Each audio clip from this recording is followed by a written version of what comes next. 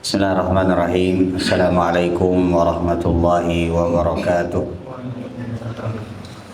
Alhamdulillahirabbil alamin. Nahmaduhu wa nasta'inuhu wa nastaghfiruh wa natubu ilaihi wa na'udzu billahi min syururi anfusina wa min sayyiati a'malina. May yahdihillahu fala mudilla lahu wa may yudlil fala hadiya lahu. Asyhadu an la ilaha illallah wahdahu la syarika lah wa asyhadu anna Muhammadan abduhu wa rasuluhu safiyuhu wa khaliluhu la nabiyya wa la rasula ba'dahu amma ba'd. Ma'asyiral muslimin dan muslimat rahimani wa rahimakumullah jami'an.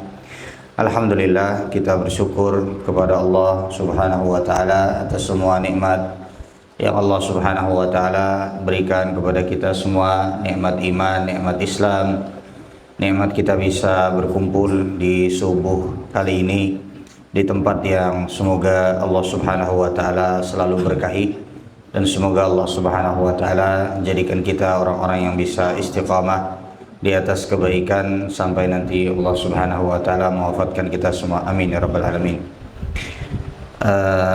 Jamaah sekalian yang dirahmati oleh Allah Subhanahu wa taala, pertama ulun ingin menyampaikan jazakumullah khairan, terima kasih banyak kepada sahibul bait, ya, kepada pemilik rumah yang alhamdulillah kita bisa kajian lagi pada kesempatan kali ini setelah sekian lama ulun kada bertamuan lan pian. Semoga mudah-mudahan Allah Subhanahu wa taala berkahi pertemuan kita ini, meskipun biasanya habis asar lan habis maghrib ini diganti habis subuh. Nah, semoga mudah-mudahan habis subuh ini lebih sigar sedikit. Nah, biasanya kalau ulun pengajian di sini pusing ya.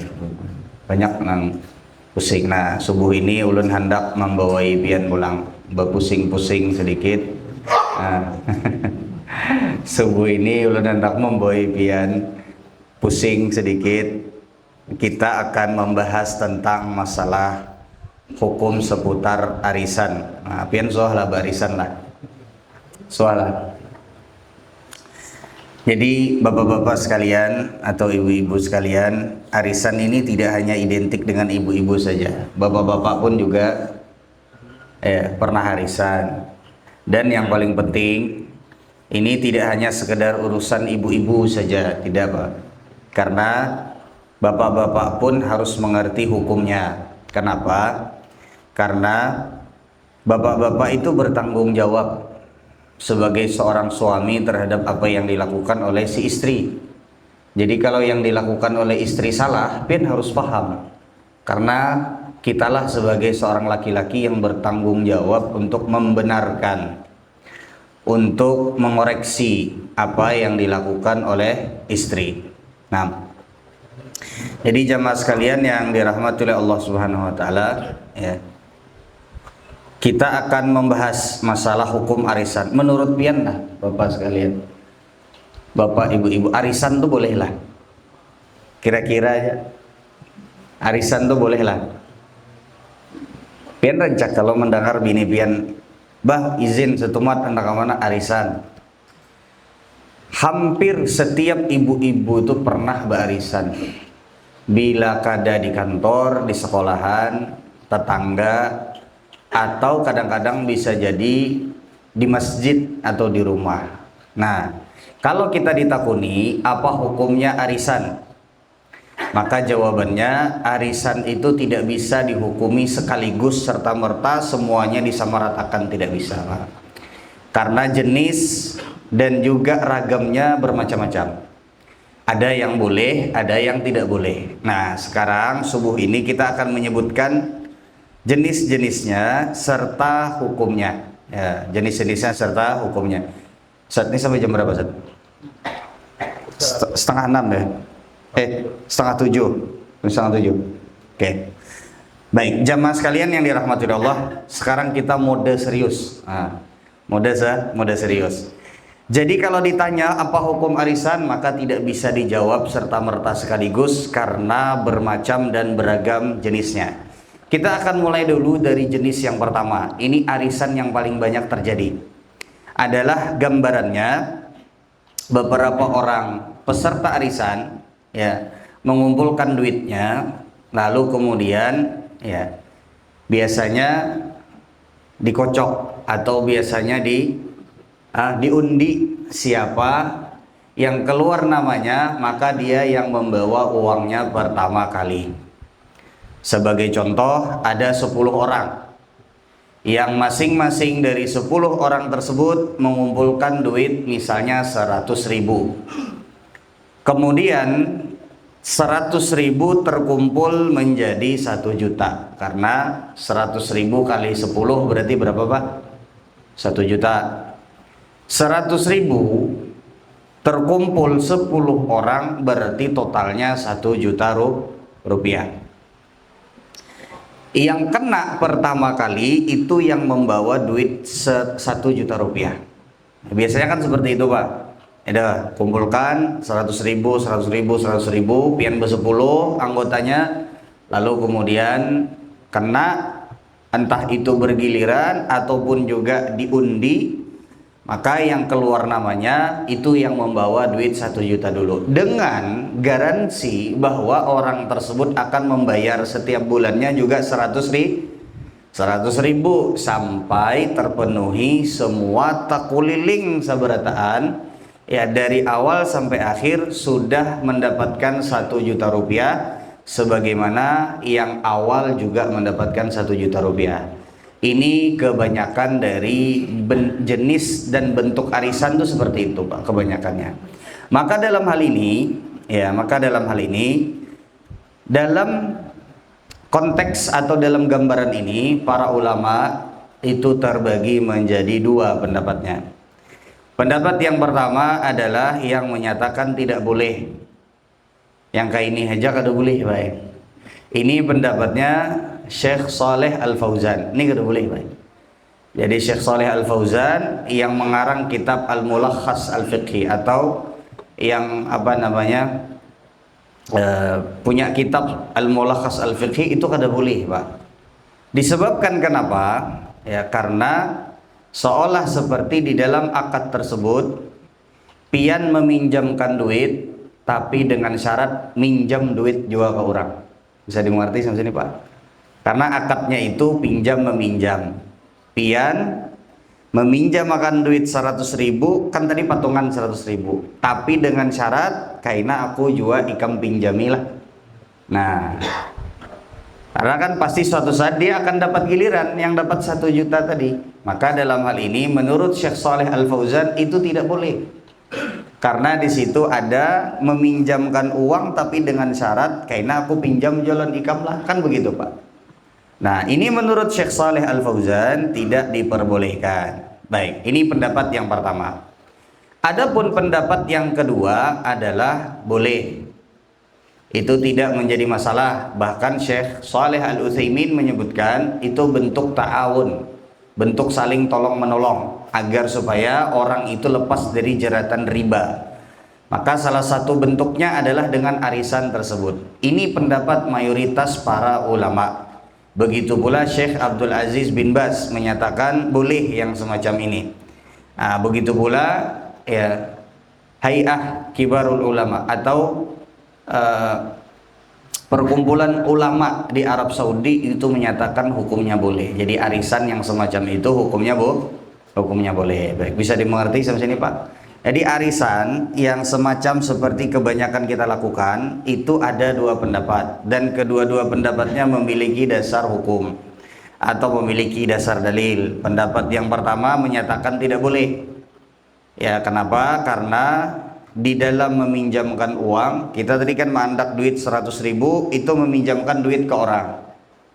Ya, karena kita patungan 100.000 itu, bayar arisan itu, kita meminjamkan orang yang sedang kena namanya. Berarti kita meminjaminya, karena duit kita dibawa oleh orang tersebut. Sedangkan pada saat kita meminjamkan tadi, ya kita mensyaratkan kena ikam pinjamnya aku pulang lah. Karena kan suatu saat kita akan dapat gilirannya. Maka dalam hal ini itu tadi kata Syekh Saleh Al-Fauzan, lain ulun balah, tapi Syekh Saleh Al-Fauzan itu tidak diperbolehkan. Tapi wallahu taala a'lam, ulun pribadi lebih condong kepada pendapat yang kedua, bahwa yang demikian itu diperbolehkan. Ya, yang ini adalah bentuknya ta'awun. saling tolong menolong. Ya, dan ini pendapat mayoritas para ulama, diantaranya Syekh bin Baz dan juga Syekh Utsaimin rahimahumullahu taala. Baik, ini pendapat yang pertama atau jenis yang pertama. Jenis yang kedua, jamaah sekalian yang dirahmati Allah, bentuk yang kedua adalah kalau peserta tapi ada adminnya. Kalau bahasa orang Bahari ada bandarnya. Bandar lah orang menyambat Pak, bandar arisan. Nah, ibu-ibu itu mungkin tahu.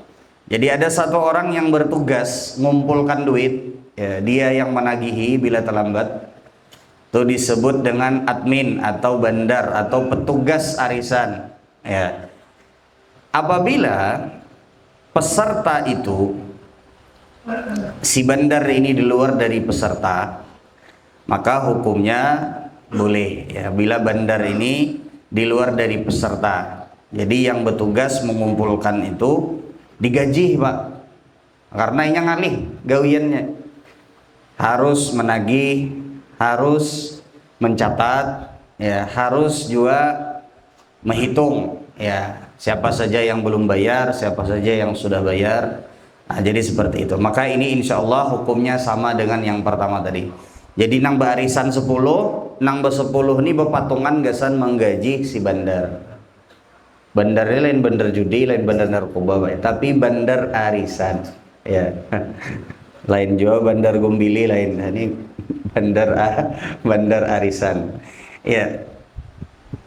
Kemudian ini yang kedua. Ini insya Allah hukumnya boleh. Itu tidak menjadi masalah. Baik. Kemudian jenis yang ketiga, Pak. Jenis yang ketiga. Jenis arisan yang ketiga adalah ada orang yang berarisan, kita taruh 10 orang tadi. Kemudian ada petugas yang tadi kita sebut bandar. Dia ini di luar dari 10 orang yang arisan. Dia menerima gaji. Ya, dia menerima gaji, fee dari tugasnya.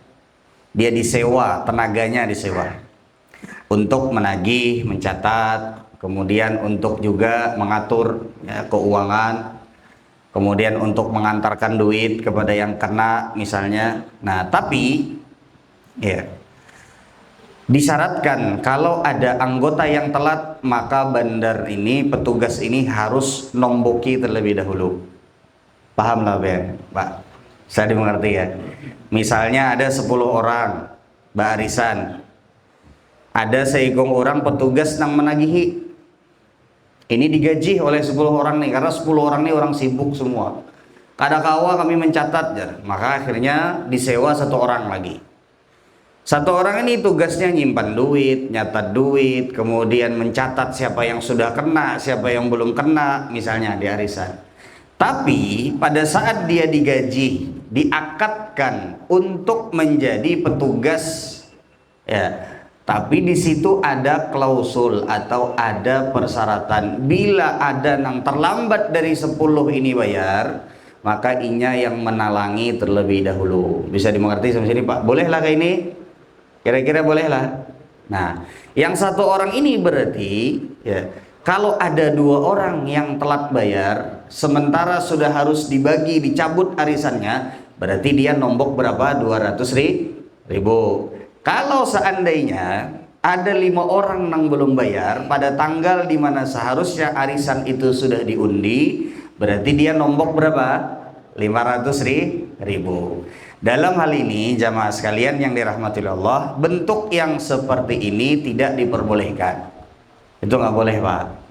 Kalau bandar atau misalnya petugas tadi sudah dikasih gaji, tapi gajinya itu setara atau diantara tugasnya, kalau ada yang terlambat, pian bayari berdahulu lah. Nah, ini menjadi tidak boleh. Kenapa? Dalam hadis Nabi Shallallahu Alaihi Wasallam disebutkan la yahillu salafun wa bai'un. Tidak diperbolehkan kita itu salafun itu artinya berhutang, wa bai'un di satu sisi juga ada akad jual belinya. Dalam hal ini akad arisan itu kan berhutang Pak, berhutang. Tapi di sisi lain juga si petugas ini sudah digaji. Berarti di sini ada jual beli tenaga, jual beli kemampuan. Dia menjual tenaganya untuk mencatat. Jadi kalau seandainya digabungkan, dia meminjamkan duit menomboki, itu kan berarti dia meminjamkan duitnya. Ada 5 orang yang terlambat bayar, berarti 5 orang ini ditomboki sama dia, berarti dia meminjamkan duit sampai nanti yang 5 orang ini bayar. Maka hukumnya berarti di situ dia menggabungkan antara menjual tenaganya sebagai seorang admin, sebagai seorang petugas tadi. Di sisi lain dia juga meminjami duit kepada orang yang tadi harus nombok 500.000. Dalam hal ini ada larangannya dari Nabi SAW, la yahillu salafun wa bai'un. Jadi tidak diperbolehkan dalam satu akad itu ada hutang piutang dan juga jual beli. Baik itu adalah jual beli barang ataupun jual beli tenaga. Bisa dimengerti sampai sini Pak? Jadi ulun ringkaskan, kalau seandainya si petugas tadi sudah digaji, kemudian bertanggung jawab untuk menomboki, menghutangi kalau ada yang belum bayar iuran arisan, maka itu berarti tidak diperbolehkan akad semacam itu. Bisa dimengerti sampai sini Pak? Baik. Kemudian yang keempat, ya, yang keempat, ya pusing kepian, karena ulun ulangi lagi. Okay. Subuh-subuh ini bagus Bang, amun insya Allah lebih sigar daripada sore. Ya. Baik. Gambaran yang keempat, ya, gambaran yang keberapa nih Pak? Keempat ya. Gambaran yang keempat, bagaimana bentuk arisan? Ya, ada bentuk arisan, ya, ada bentuk arisan yang di situ kurang lebih kayak bentuk yang ketiga tadi. Kalau yang ketiga tadi bentuknya si petugas arisan menghutangi terlebih dahulu, ya, menghutangi terlebih dahulu kalau ada yang belum bayar. Di gambaran yang keempat ini ada akad bagi si petugas arisan. Jadi adminnya tadi itu diberikan klausul akad. Kalau ada yang kada mampu bayar, maka dia yang harus membayarnya. Contoh, misalnya ada 10 orang, arisan masing-masing 100.000, berarti duit yang terkumpul berapa Pak? 1 juta, sekali bercabut itu 1 juta. Kemudian ya, ada 2 orang yang kabur, kada mau bayar. Maka berarti dalam hal ini si admin atau si petugas arisan bertanggung jawab untuk membayar sampai tuntas. Karenanya kabur berdua nih. Jadi si petugas arisan ini dia bertanggung jawab harus membayar setiap bulannya sebanyak berapa? 100.000. Dalam hal ini hukumnya akad semacam ini tidak boleh karena mengandung gharar atau ketidakjelasan. Jadi seolah seperti si bandar ini atau si petugas arisan ini dia bertaruh. Biasanya gaji bandar atau gaji petugas arisan yang semacam ini itu lebih mahal. Jadi kalau yang biasa gajinya 1 juta ini bisa sampai 5 juta, 6 juta, tapi dengan risiko yang besar. Dia harus nombokin kalau seandainya ada yang kabur. Ini juga tidak boleh Pak, karena ini bentuknya seperti judi. Ada ghararnya, ada ketidakjelasannya, karena si petugas arisan itu bisa untung kalau tepat waktu dan tidak ada yang kabur, tapi bisa rugi kalau seandainya kabur si orang yang ikut arisan. Nah, jadi seperti itu. Ini gharar, seperti berjudi. Jadi dia tidak tahu, di situ dia membeli risiko. Ya. Kemudian yang keberapa sekarang Pak? Kelima. Nah, yang kelima, ada jenis arisan tuh Pak, arisan barang. Arisan apa Pak? Barang. Tidak sedikit biasanya kalau ibu-ibu bahari arisannya Tupperware. Ibu-ibu tuh arisan Tupperware. Sekarang arisan kosmetik. Banyak Pak, ulun banyak dapat pertanyaan ibu-ibu arisan kosmetik. Boleh apa tidak? Kalau bapak-bapak biasanya arisan sapi kurban. Ya kan Pak? Arisan sapi kurban. Bolehlah Pak arisan sapi kurban tuh. Ibu-ibu bolehlah arisan Tupperware tuh. Boleh. Kira-kira boleh lah Pak. Baik. Bolehkah ada? Kira-kira hukumnya boleh? Baik, jamaah sekalian rahimani wa rahimakumullahu jami'an. Hukumnya ya, ini harus kita lihat terlebih dahulu. Ada beberapa gambaran. Gambaran yang pertama, kalau misalnya ini biasanya ada pihak petugasnya yang kita sebut sebagai bandar tadi, ada pihak petugasnya. Nah, pihak petugas ini kalau seandainya dia yang menyediakan barang, dia yang menyediakan apa? Barang. Contoh seperti ada 10 orang arisan sapi, ya arisan sapi kurban. 10 orang arisan sapi kurban ini kemudian menunjuk 1 orang. Dah, ini 1 orang ini kita angkat sebagai petugas. Jadi digaji nih. Digaji untuk menyediakan sapi. Ini biasanya kebanyakannya seperti ini, Pak. Kemudian ya kumpullah ini. Jadi itu berarti kenanya setahun karena hari raya Idul Kurban tuh datangnya cuma setahun sekali. Berarti kalau ada 10 orang berarti kemungkinan selesai arisannya berapa tahun? 10 tahun. Lawas benar Pak ya, 10 tahun. Anggap kalau hidup seberataan, misalnya anggap kalau hidup seberataan 10 orang yang arisan ini bayar misalnya setahun itu 2.500.000. Berapa sapi kurban ini kan? 3 juta lah anggap ya Pak ya, 3 juta lah. Anggap 3 juta per orang, bayar 3 juta. Terkumpullah 10 orang ini berapa juta? Berarti 30 juta. Karena sapi yang diinginkan itu sapi limosin. Nah, harganya 30 jutaan misalnya. Oke. Kemudian ya ini kisahnya kalau seandainya yang hendak berkorban nih seikung sapi seikung orang misalnya. Karena boleh Pak ya. Lalu kemudian 10 orang ini kemudian ya duit yang 30 juta tadi diserahkan kepada si petugas yang tadi juga sebagai penyedia sapi. Dalam hal ini ya, untuk yang pertama 30 juta yang pertama duitnya diserahkan 30 juta yang pertama kepada si petugas tadi. Kemudian biasanya dia baru carikan sapi kan seperti itu Pak. Hanya dicarikan sapinya. Yang pertama ini masih aman. Tapi untuk orang yang kedua, ketiga dan seterusnya ini yang tidak aman. Kenapa? Berarti dia beli sapi dengan DP, baru ngutang karena dia baru bayar 1 juta rupiah, tapi untuk membeli sapi yang tahun depan. Sementara sapi yang tahun depan juga belum ada, karena belinya di 1 orang ini, si bandar ini atau si petugas ini. Inilah yang disebut dengan jual beli hutang dengan hutang, dan ini tidak boleh Pak. Yang pertama selamat, yang kedua yang tidak selamat, yang ketiga juga tidak selamat, yang keempat sampai yang ke-10 tidak selamat. Bisa dimengerti sampai sini Pak? Oke, ulun ulangi. Kita ambil yang lebih kecil. Misalnya arisan barang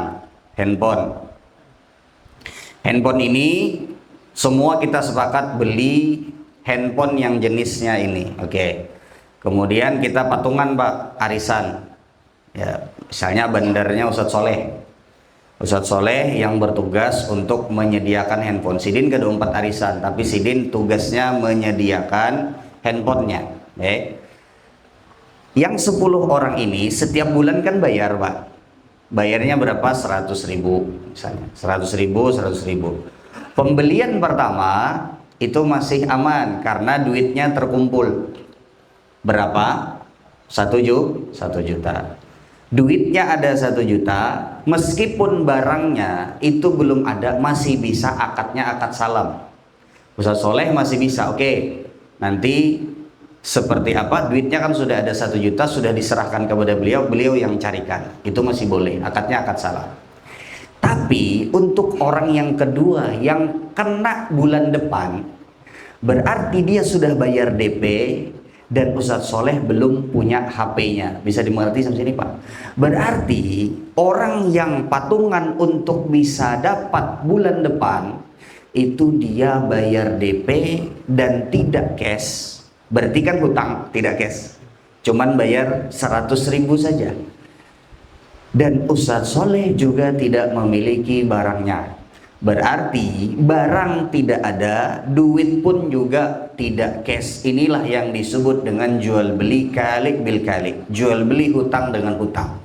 Duit belum lengkap dibayarkan, barang pun juga belum ada. Ini seperti inden kendaraan di dealer Pak.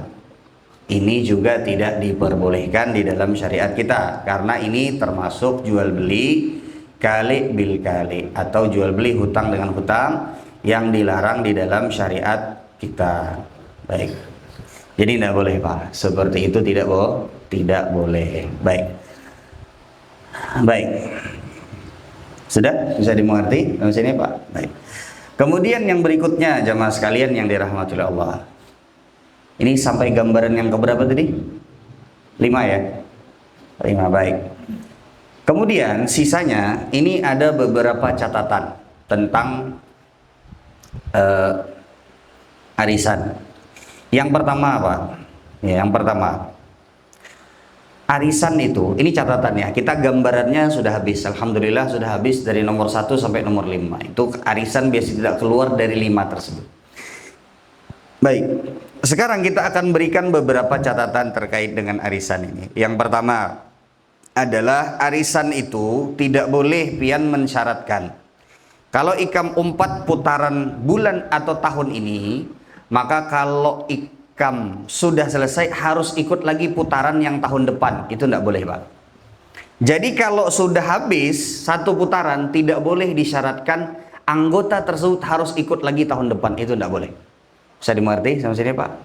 Jadi kalau sudah pian arisan seputaran habis, tidak boleh Pak disyaratkan. Ikam boleh aja 4 arisan di sini, tapi tahun depan ikam harus 4 lagi, tidak boleh. Bisa dimengerti sampai sini Pak? Karena itu membuat syarat, ya, membuat syarat akad yang lain. Karena akad hutang piutangnya itu bergulir sampai habis.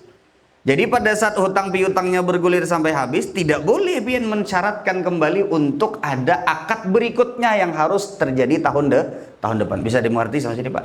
Intinya, kalau pian arisan tidak boleh disyaratkan habis putaran ikam kada boleh ampih. Nah, bisa dimengerti sama sini Pak? Itu tidak boleh.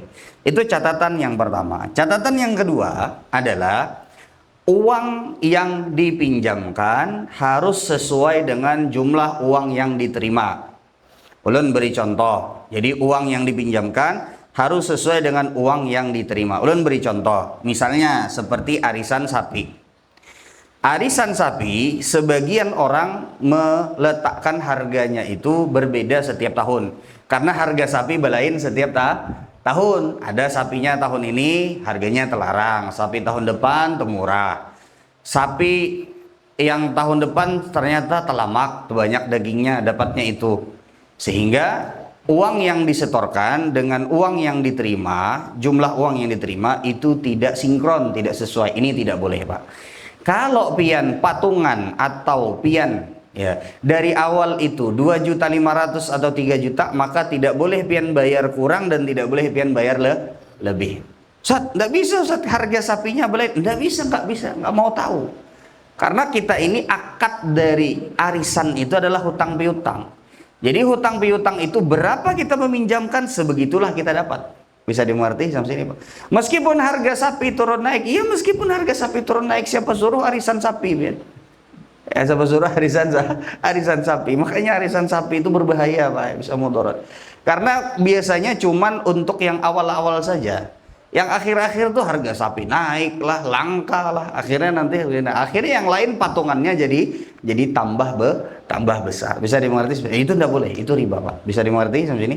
Catatan kedua. Catatan ketiga, jamaah sekalian yang dirahmati Allah. Ya. Oke. Nah, ini penting nih buat ibu-ibu ya, ibu-ibu. Ya, ibu-ibu, arisan ini penting sekali nih buat bapak-bapak dan ibu-ibu. Arisan tidak boleh disyaratkan yang kena keluar gilirannya bulan ini berarti bulan depan dia jadi tuan rumah dan harus menjamu dengan makanannya. Itu nggak boleh, Pak.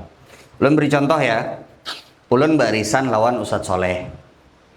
Lawan keluarga Sidin misalnya, ada 10 orang ya yang barisan. Pas kita kocok pertama, kita undi pertama, yang keluar itu nama Ustadz Soleh berdahulu. Ustadz Soleh keluar. Peraturannya disyaratkan kalau nama yang keluar berarti bulan depan jadi tuan rumah. Bulan depan jadi tuan rumah berarti harus memberi makan kepada peserta yang lain. Ini tidak boleh. Ini riba, Pak.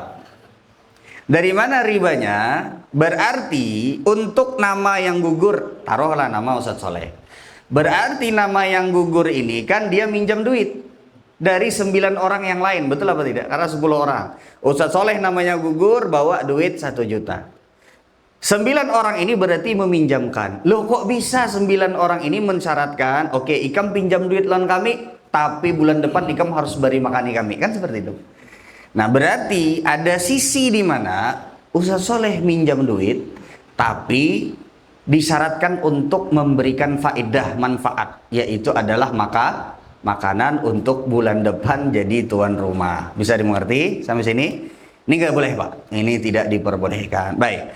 Kemudian yang berikutnya, ya, yang namanya arisan itu adalah hutang piutang. Jadi harus saling ridho.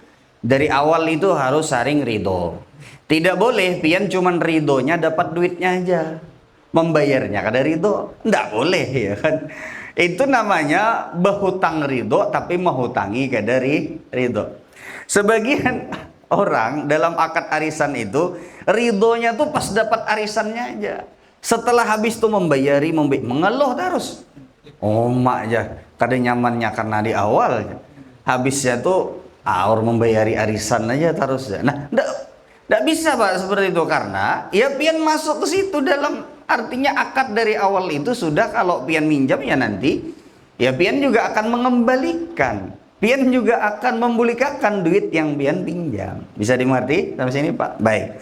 Kemudian jamaah itu harus saling ridho. Enggak bisa misalnya pian ridhonya tuh cuman pada saat pian minjam duitnya saja, itu tidak bisa dan tidak diperbolehkan. Baik, kemudian yang berikutnya. Ya, yang berikutnya di antara hal yang harus kita perhatikan, ya, orang yang ikut arisan haram hukumnya berniat dari awal kada hendak memulihkan duit arisan.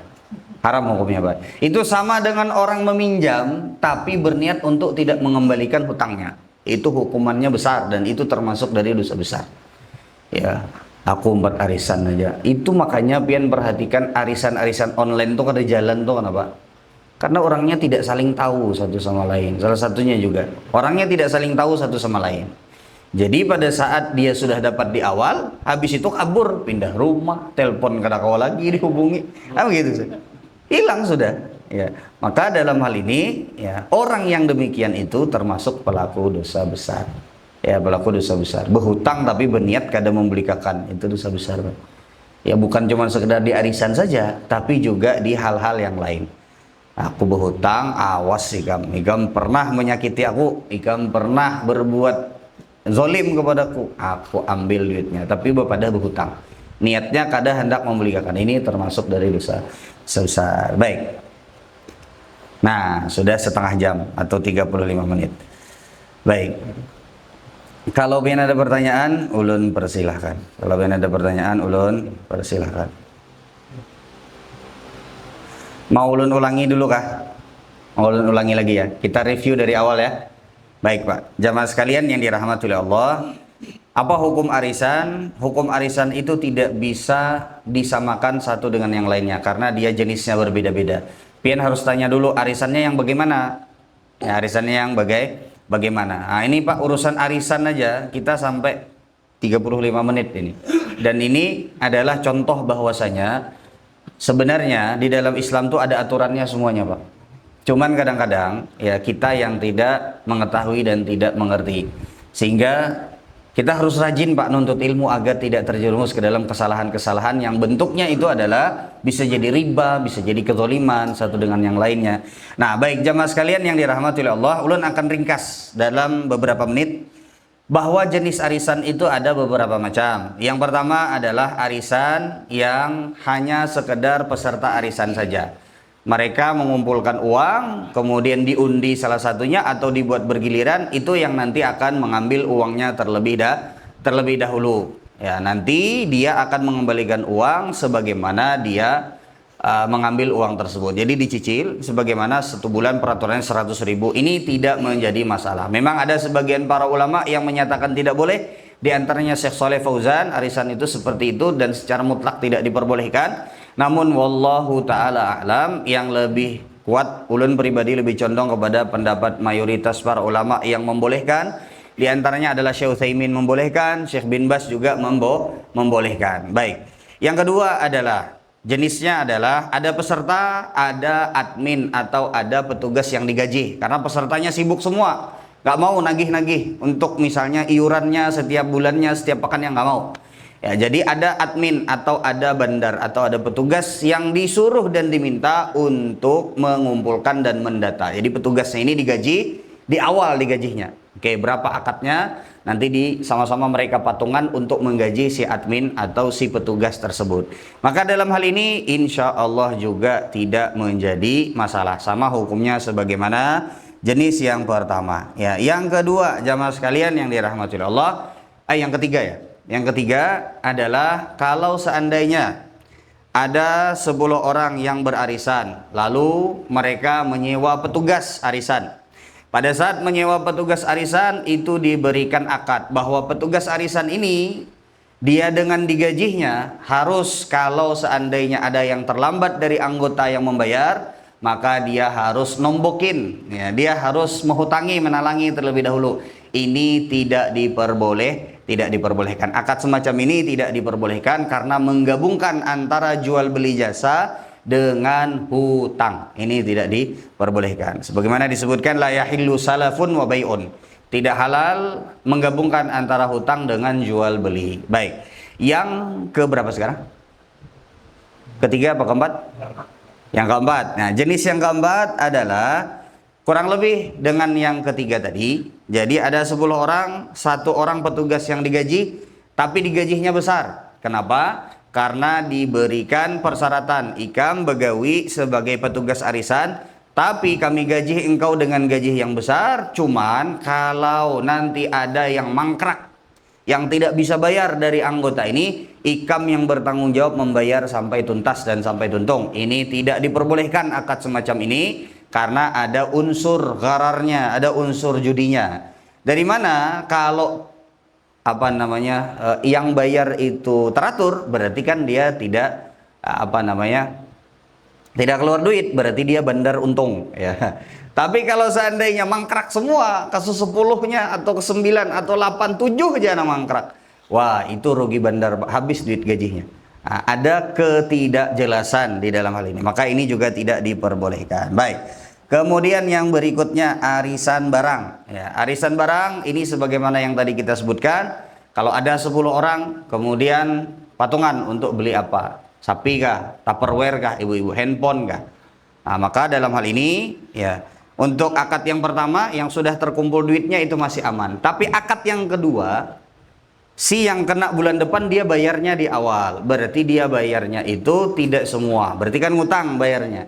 Sementara si petugasnya tadi juga tidak memiliki barangnya. Berarti ini hutang dibeli dengan hutang. Duitnya belum cukup, barangnya juga belum ada. Ini disebut bai'ul kali' bil kali'. Jual beli hutang dengan hutang. Ini tidak diperbolehkan. Baik. Ada beberapa catatan tentang masalah arisan. Yang pertama, Tadi tidak boleh mensyaratkan kalau habis putaran harus ikut lagi putaran berikutnya. Ini tidak diperbolehkan. Ya. Yang kedua adalah duit yang dipinjamkan harus sama dengan yang diterima. Tidak boleh, Pak. Harga sapi misalnya turun naik. Oke, tahun ini 2.500.000, tahun depan 3 juta patungannya, tahun depannya lagi 3.500.000, tidak diperbolehkan. Semacam itu tidak diperbolehkan karena berarti uang yang dipinjamkan itu tidak sama dengan yang diterima. Baik. Kemudian yang berikutnya, ya, yang berikutnya, baik. Ya, kemudian yang berikutnya persyaratan makan atau menjamu makan atau jadi tuan rumah bagi yang kena bulan ini, bulan depan jadi tuan rumah dan menjamu makan, itu tidak diperbolehkan karena ada unsur persyaratan. Kalau kau mau pinjam duit 1 juta ini dari 10 orang yang patungan 100.000, berarti harus bulan depan ikam menjamu kami yang bersembilan ini makan. Berarti ada faidah di dalam meminjamkan uang. Nah, kullu qardin jarra naf'an fahuwa riba. Setiap pinjaman yang mendatangkan manfaat bagi yang meminjamkan, meskipun manfaatnya itu cuman nasi kotak, meskipun manfaatnya itu cuman ketupat kendangan, meskipun makanannya itu misalnya makanan yang misalnya nasi kuning misalnya, atau apa saja misalnya. Nah, seperti itu. Ini tidak diperbolehkan. Baik, kemudian jamaah sekalian yang dirahmati oleh Allah Subhanahu wa taala, yang harus diperhatikan juga adalah orang yang meminjam itu atau orang yang ikut arisan harus saling ridho, Pak. Jangan cuma ridhonya pada saat dapat saja, bayarnya tidak ridho. Anda bisa. Karena udah akad di awal. Kemudian yang berikutnya adalah dosa besar apabila orang ikut arisan, ya, tapi berniat untuk tidak ikut sampai selesai. Tidak ikut sampai, misalnya nih ya, tidak ikut sampai membayar sampai tuntas. Aku bila kana habis itu kabur sudah. Ya. Bila kana di Banjar pindah ke Jakarta. Di Jakarta bola harisan pulang, bila kana pindah ke Sumatera. Ya, habis di Sumatera bola harisan pulang, aur duit orang aja diambilnya, pindah kemana-mana. Tidak berniat untuk membayar. Maka ini adalah sebuah dosa besar. Baik. Ini jamaah sekalian yang dirahmati oleh Allah Subhanahu wa taala terkait dengan arisan. Semoga Allah menyelamatkan kita dari arisan-arisan yang tidak diperbolehkan dalam syariat kita. Bagi pian-pian yang misalnya hendak begawi atau misalnya hendak auran, kada masalah, Pak. Silahkan, tapi bagi pian yang hendak duduk hendak betakun, mungkin kita masih ada waktu sekitar 10 sampai 15 menit. Kalau kada ada nang betakun, kita tutup, ya.